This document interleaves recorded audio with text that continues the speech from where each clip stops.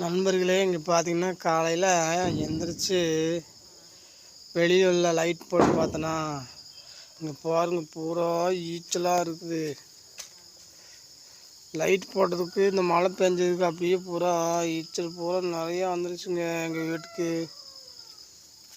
இங்கே பாருங்களே எவ்வளோ இருக்குங்க பாருங்களே.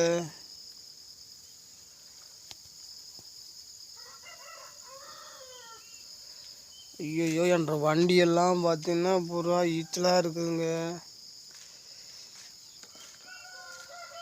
இங்கே பாருங்க நண்பர்களே,